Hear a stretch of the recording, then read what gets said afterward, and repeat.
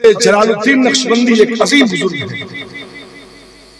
आपका दरबार है, आपकी खानकाह है, आपके दरबार की दरी जो है कालीन गंदी हो गई, शदीद गर्दालूद हो गई। शागिर्द निकले, मुरीदीन निकले झाड़ने के लिए, झाड़ रहे, गर्दो गुबार निकल रहा है, धूल मिट्टी निकल रही है। समरकंद और बुखारे के बादशाह का गुजर हो रहा है, पूरे चाहू लश्कर के साथ गुजर हुआ। सिपह सालार ने देखा मिट्टी धूल, आगे पहुंचा। पहुंचने के बाद कहता है अपने इस अमल को रोक लो, बादशाह सलामत की आमदामद हो रही है। अल्लाह अकबर कबीरा। वापस हुआ सिपह सालार, कहा कौन लोग हैं? कहा अल्लाह के वली का आस्ताना है, अल्लाह के वली के आस्ताने के मुरीदीन हैं, उनके घर के दरी को झाड़ रहे हैं, कालीन को झाड़ रहे हैं। इतना कहना था। बादशाह को बात समझ में आ गई। बादशाह ने कहा उनसे मना कर दो कि अपने अमल को रोके नहीं। फौरन बादशाह आगे बढ़ता है, करीब पहुंचा। पहुंचने के बाद कहा और तेजी से झाड़ो, और तेजी से झाड़ो, और तेजी से झाड़ो। अपने ताज को हटा लिया, पूरा जिस्म गर्दो गुबार में है, पूरे बाल पूरी जुल्फे गर्दो गुबार में है। अब जब मुकम्मल गर्दो गुबार से तालूद हुआ, उसके बाद वो चला गया। दूसरे दिन एक शख्स ने ख्वाब में देखा, उसने कहा कि तूने दुनिया में जो अमल किया था, उस अमल की बुनियाद पर परवरदिगार ने तुझ पर अज़ाब भेजे थे, लेकिन कल तूने जो अल्लाह के वली के दर की खाक से गुस्ल करके आया है, उस अमल से परवरदिगार इतना खुश है कि सारे मामलात को तेरे माफ करके जन्नत का परवाना। क्या बात है, जिंदाबाद जिंदाबाद, माशाअल्लाह। बुजुर्गों के दर की खाक का ये आलम है, उनके दर की मिट्टी का ये आलम है। सोचो उनके दर का आलम क्या होगा, उनकी शख्सियत का आलम क्या होगा। बात बहुत बड़ी है। मैं अर्ज करूं, एक माजूल शुदा अब्दाल मर्तबे अब्दालियत से माजूल कर दिया गया, दर दर भटक रहा है कि फिर से वो पोस्ट मिल जाए, फिर से बहाल। कई औलिया इकराम की बारगाह में पहुंचा, लोगों ने देखा कि तुम्हारी किस्मत में शकी लिखा है, तुम्हारा मामला हल नहीं हो सकता।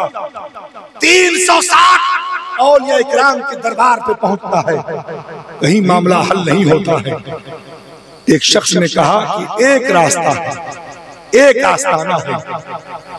कहा कौन सा दर है? कहा बड़े पीर शेख अब्दुल कादिर का दर है।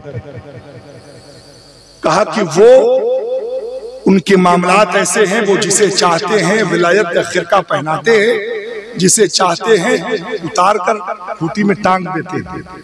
उन्हीं के पास तुम्हारा मामला हल हो सकता है। पहुंचा, बाउंड्री है, जैसे ही दाखिल हुआ, अल्लाह अकबर कबीरा, थर थर कांप रहा है, थर थर कांप रहा है। किस ज़बान से शेख अब्दुल कादिर की बारगाह में अपने बारे में बताऊंगा कि मुझसे ये अमल हो गया है। आंखों में आंसू है, थर थर कांप रहा। फरमाते हैं इतना ज्यादा वो डरा, खौफ में तारी हुआ कि वो लड़खड़ा के जमीन पर गिर गया।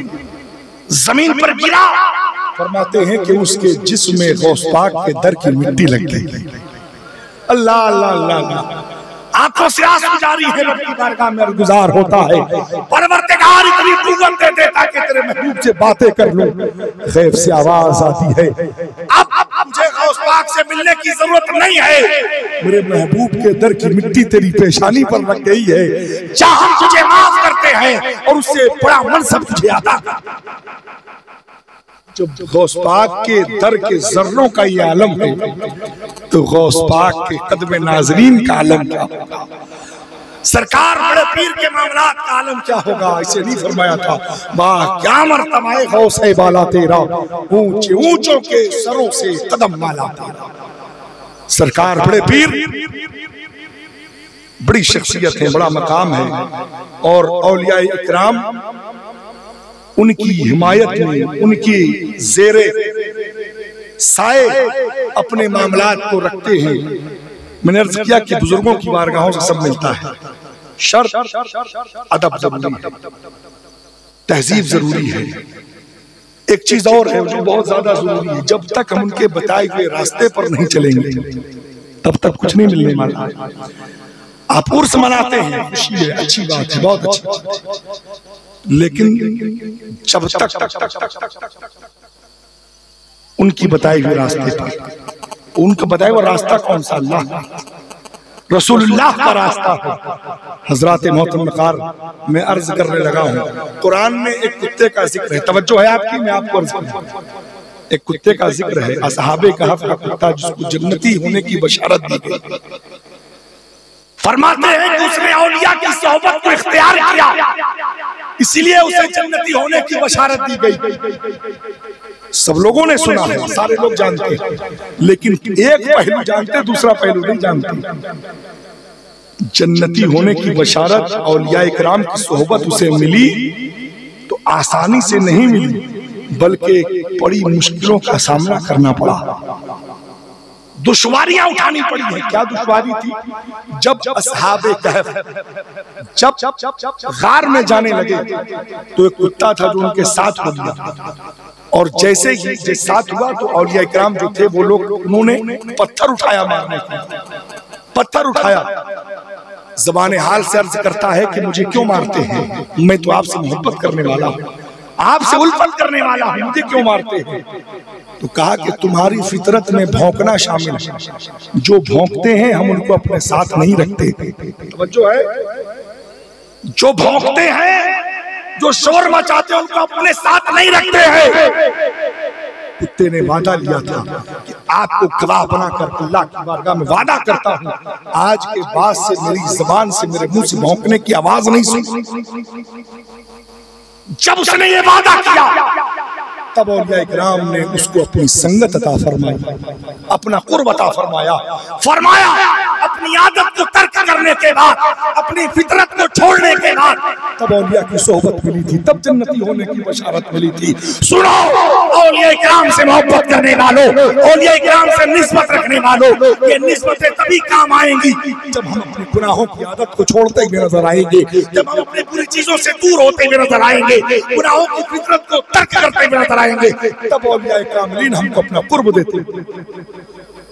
ऐसे नहीं कुर्ब मिलने वाला है। और मैं अर्ज करूं, सारे वलियों ने, सारे लोगों ने एक ही बात बताई, एक ही बात। वो क्या बताई कि अपनी पेशानी को सजदे से सजा लो। बहुत अहम और जरूरी चीज है ये। उर्स मनाना तभी हमारे लिए कामयाब होगा जब हम अपनी पेशानी को सजदे से सजाएंगे, और उसके बाद जब हम सरकार की बारगाह में जाएंगे और फिर मांगेंगे तो जरूर हमको अता होगा। इतनी बात। मेहमान तीन किस्म के होते हैं, मेहमान तीन किस्म के होते हैं। पहले दर्जे का मेहमान वो होता है जब वो घर को आता है, दिल करता है जाए। अब हजरत मेरे घर तशरीफ लाए, हजरत आए, दिल करता है कि हजरत रुकिए और रुकिए, खाना खा के जाइएगा, और खाना और रुक जाइए, और कुछ देर के बाद जाइएगा। दिल करता है जाए ना। जितने देर हजरत रुकेंगे, हजरत का फैज मुझको मिलता रहे, दुआएं मिलती रहेंगी। दिल करता है जाए ना। अगर ऐसा है तो पहले दर्जे का मेहमान। दूसरे दर्जे का मेहमान घर को आया, दिल करता है फौरन चला जाए, फौरन चला जाए। अभी रहेगा, फालतू बातें होंगी, दिमाग खराब होगा। हकीकी बात है ना, हकीकी बात। दिल करता है फौरन चला जाए। दूसरे दर्जे का मेहमान अगर ऐसा है तो दूसरे दर्जे का मेहमान। तीसरे और आखिरी दर्जे का मेहमान दिल करता है घर ही ना आए, घर ही ना आए, घर ही ना आए। आएगा, फालतू खर्चा कराएगा, टेंशन देगा, बहुत सारी बात होंगी। गाँव में बात हो गई, ठीक है, बाद में बात होगी। ऐसा है तो तीसरे दर्जे का मेहमान। पहले दर्जे का मेहमान घर को आए, दिल करता है जाए ना। दूसरे दर्जे का मेहमान घर को आए, जल्दी चला जाए। तीसरे दर्जे के मेहमान घर ही ना आए। अब आपसे एक सवाल है, मस्जिद किसका घर है? तवज्जो, मस्जिद किसका घर है? और बुलंद आवाज में, मस्जिद किसका घर है? मस्जिद अल्लाह का घर है। और अल्लाह के घर में हम अपने आप को मेहमान के किस दर्जे में देखते हुए नजर आते हैं? एक शख्स मस्जिद में दाखिल होता है, नमाज पढ़ा, नमाज पढ़ने के बाद दिल ने कहा कुरान की तिलावत कर, कुरान की तिलावत कर रहा है, कुरान की तिलावत किया। दिल ने कहा हुजूर पर दुरूद पाक पढ़, दुरूद पाक पढ़ा। दिल ने कहा तस्बीह तहलील पढ़ लो। दिल लगा हुआ है, दिल लगा हुआ है। रब नहीं चाहता कि बंदा उसके घर से जाए, रब नहीं चाहता कि बंदा उसके घर से जाए और रुके और रुके। अगर ऐसा है तो पहले दर्जे का मेहमान, दूसरे दर्जे का मेहमान मस्जिद में दाखिल हुआ, बेचैनी शुरू हो गई, बेचैनी शुरू। इमाम साहब ने क़िरात को तूल क्या किया, दुआ को लंबी क्या किया, बताइए कोई काम ही नहीं। इतनी लंबी सूरे, इतनी लंबी दुआ, अल्लाह अकबर कबीरा। जैसे सलाम फेरा इमाम ने, फौरन भागते हुए नजर आते, फौरन अपने घर की तरफ। अगर ऐसा है, रब नहीं चाहता कि ज्यादा देर हो बंदा उसके घर रुके, रब नहीं चाहता। अगर ऐसा है तो दूसरे दर्जे का मेहमान है। तीसरे और आखिरी दर्जे का, जो लोग ये सोचते हैं कि हम मस्जिद में जाकर बहुत कामयाब हैं। सुनो, ज़हनो दिमाग के पर्दे को खोलकर सुनो। जो लोग मस्जिद नहीं जाते वो ये सोचते हम कामयाब हैं, हरगिज़ नहीं। रब चाहता ही नहीं है कि तुम उसके घर में दाखिल, रब नहीं चाहता। मस्जिद के बगल में घर होता है लेकिन नमाज पढ़ने की तौफीक, जब तक रब चाहेगा नहीं कोई उसके घर में दाखिल नहीं हो सकता, कोई नहीं दाखिल हो सकता उसकी मर्जी के बगैर। फैसिलिटी की बात की जाए, सहूलत की बात की जाए, तमाम घरों से अच्छी फैसिलिटी हमारे घरों, हमारी मसाजिद में होती है। ठंडी है तो गर्म पानी का इंतजाम होता है, कालीन का इंतजाम होता है, बेहतरीन तरीके की। ठंडी है, गर्मी है, बेहतरीन फ्रिज का इंतजाम, ठंडे पानी का इंतजाम, एसी का इंतजाम, आम घरों से अच्छी सहूलत मस्जिदों में होती है। अगर देखा जाए तो पूरा का पूरा मोहल्ला चला जाए, पूरा का पूरा गांव चला जाए, लेकिन मस्जिद में वही जाएगा जिसे रब चाहता है। आसान लफ्जों में समझो, मालिक में एक मुलाजिम है, मालिक नमाज नहीं पढ़ता है, मुलाजिम नमाज पढ़ता है। एक जगह का सफर होता है, सफर हुआ, नमाज का वक्त होता है, मुलाजिम ने कहा नमाज पढ़ लिया जाए, मालिक ने कहा मस्जिद आए कि नमाज पढ़ लेना, मस्जिद आए कि नमाज पढ़ लेना। मालिक अब चले जा रहे हैं, चले जा रहे हैं, फिर दोबारा मुलाजिम ने कहा नमाज पढ़ लिया जाए, मालिक ने कहा मस्जिद आए कि नमाज पढ़ लेना। कुछ देर के बाद मस्जिद आती है, मालिक बाहर खड़ा है, मुलाजिम अंदर दाखिल हुआ, नमाज के लिए उसने नियत बांधी है, रब के साथ राब्ता उसका जुड़ गया है, उसका सिलसिला रब के साथ जुड़ा हुआ है, उसे सुरूर आ रहा है, कुरान की तिलावत कर रहा है, अल्लाह के साथ उसका रिश्ता जुड़ गया है, सजदे में सुरूर आ रहा है। उसने सोचा 2 रकात नमाज और पढ़ लिया जाए, अब उसके बाद वो नमाज पढ़ रहा है, अब उसे अच्छा लग रहा है। बाहर मालिक बेचैन हो रहा है, परेशान हो रहा है, घबरा रहा है, चिल्लाता है मालिक किस चीज ने तुझे रोक लिया, कौन सी चीज तेरे रास्ते में हाइल हो गई, तू बाहर क्यों नहीं आ रहा है, किस चीज ने तुझे रोक लिया, कौन सी चीज तेरे रास्ते में हाइल आ रही है। आवाज आती है, जो चीज तुझे बाहर से अंदर नहीं आने देती है वही चीज मुझे अंदर से बाहर।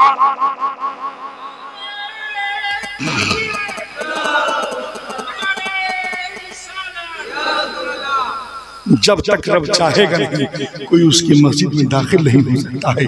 मुस्तफा फरमाते हैं लेकुल्ले शैइन लहू अलामतुन अलामतुल ईमान अस्सलाह, फरमाया हर चीज की कोई ना कोई पहचान होती है। आपने नॉर्मल गाड़ियां देखी होंगी, कोई पहचान नहीं, 4 व्हीलर गाड़ियां कोई पहचान नहीं, लेकिन किसी गाड़ी के ऊपर अगर कोई मोनोग्राम लगा है, कोई पट्टी लगी है, वो इस बात को दर्शाती है ये स्वास्थ्य विभाग की गाड़ी है, ये न्याय विभाग की गाड़ी है, ये नगर पालिका की गाड़ी है, ये एसडीएम की गाड़ी है। हर चीज की कोई ना कोई पहचान होती है। आपने जहाजों को देखा होगा, हर मुल्क के फ्लैग, जहाज के मुल्क का फ्लैग बना होता है, पता चलता है ये हिंदुस्तान का जहाज है, ये अमेरिका का जहाज है, ये जॉर्डन का जहाज है, ये इंग्लैंड का जहाज है।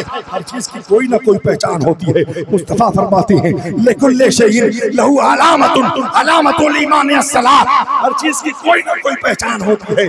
ईमान की पहचान नमाज है, ईमान की पहचान नमाज है। फैसला आपको करना है पहचान किस चीज से आपको अपनी बनानी है। फरमाया कि आपने जिस्म देखा है, और आसान लफ्जों में जिस्म की हर अज़्व लाजवाब है, हाथ भी लाजवाब, आंखें भी लाजवाब, हर चीज लाजवाब। आपने देखा होगा हाथ नहीं है लेकिन इंसान जिंदा है, कान नहीं है लेकिन इंसान जिंदा है, पैर नहीं है लेकिन इंसान जिंदा है। क्या आपने कभी देखा कि सर ना हो इंसान जिंदा हो? देखा? नहीं देखा। फरमाया इंसानी जिस्म में जो मकाम सर का है, मज़हब इस्लाम में वो मकाम नमाज। सुभान अल्लाह। आपको करना है बुजुर्गों की बारगाहों से अगर खजाना चाहते हो अपनी पेशानी को सजदे से सजाना होगा, बेशक अदब तहजीब मदरसे से सीखना होगा, तब जाकर बुजुर्गों की बारगाहों में हाथ उठाओगे तो तुम्हारी दुआएं रद्द नहीं की जाएंगी। हज़रात मोहतरम वक़ार सरकार अमीर हसन